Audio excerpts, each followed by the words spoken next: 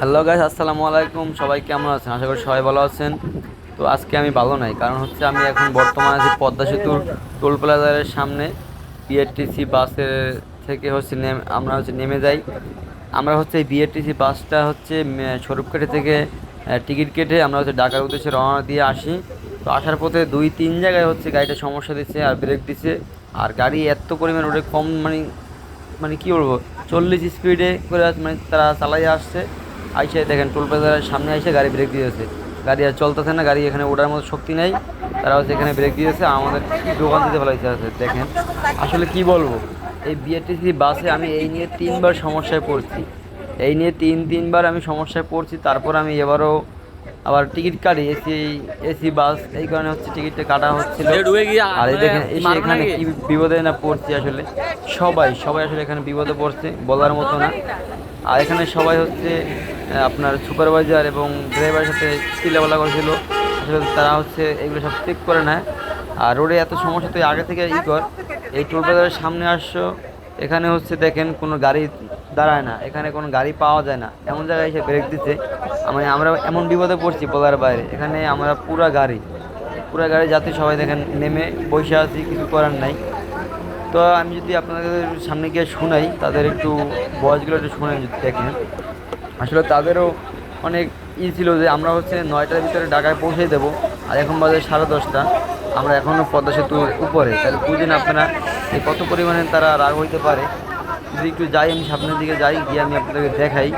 তো তাদের একটু দেখেন যে কী অবস্থা মানে চলতেছে এখানে।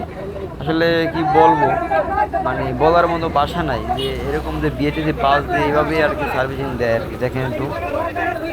তো আপনারা কিন্তু দেখতে পাচ্ছেন এখানে সবাই কিন্তু অনেকটা ক্ষেপে আছে তাদের উপরে, কারণ তারা এমন জায়গায় আইসা বাসটা দাঁড় করাইছে বলার মতো না। দেখেন সবাই কিন্তু ক্ষেপে আছে তাদের উপরে।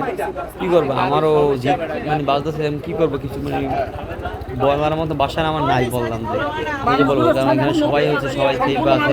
আমার থেকে এখানে সিনিয়ররাও অনেক আছে, তারা হচ্ছে তাদের সাথে কী করতেছে, আর আমি দেখতেছি ভিডিও করতেছি। কী করবো, ভিডিও করে আমি আপনাদের মাঝে শেয়ার করে দিই। দেখেন আসলে এদের সার্ভিসটা কি, এদের সার্ভিসটা খুবই খারাপ। আমি এই নিয়ে তিনবার বিপদে পড়ছি এই বাসে উঠে বিএটিসিতে।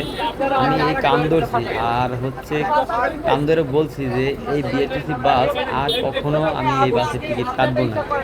আর আপনারা যারা হচ্ছে এই বিএটিসি বাসে চলাফেরা করেন, জানি না কোন রোডে কীরকম করেন, কিন্তু আমাদের রোডে এই বিএটিসি বাস এত পরিমাণে এত বাজে মানে সার্ভিসিং তাদের এই বলার বাইরে। তো কি বলবো, আমি আর বলার ভাষা নাই। তো এখন দেখি আসলে কী করা যায়। আমাদের তো এখানে যেতে হবে, কারণ রাত অনেক হয়েছে। আমাদের হচ্ছে 9টার ভিতরে আমাদের ঢাকায় পৌঁছানোর কথা। আর এখানে দেখেন বাজে 10টা, 10:30 বেজে গেছে। আর এখানে আমরা বসে আছি 2 থেকে 2.5 ঘন্টা বসে আছি।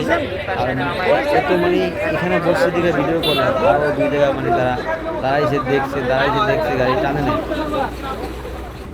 তো এই ছিল, মানে কি বলবো। আর দেখি কি আর করার আছে, আমাদের তো যেতে হবে। আর তাদের সাথে এখন যেভাবে পারি ঠান্ডা মাথা করে হচ্ছে সমাধান করে আমরা যাব। এখানে কিন্তু দেখেন যারা হচ্ছে পদ্মা সেতুর মানে এখানে আওতায় সবাই যারা আছে, তারা কিন্তু এখানে সবাই চলে আসছে এখানে। আচ্ছা, তারা হচ্ছে এখানে যে মানে সবাইকে বুঝাইয়া মিট করে এখান থেকে তারা হচ্ছে বলছে গাড়ি নিয়ে ওই পারে যান, মানে এখানে গাড়ি দাঁড়ানো নিষেধ। তারা হচ্ছে সেটা বলতেছিল যে এখানে গাড়ি দাঁড়ানো নিষেধ। আর এখন তারা হচ্ছে বলতেছে সবাই উঠেন গাড়িতে, উঠাইয়া আমরা ওই পারে যাই, ওই পারে গিয়ে একটা ব্যবস্থা করি। তো কি আর মানে করা আছে, এখন উঠতে হবে, কারণ এখানে তো বাস পাবো না, আমরা এখন ওই পারে যাইতে হবে।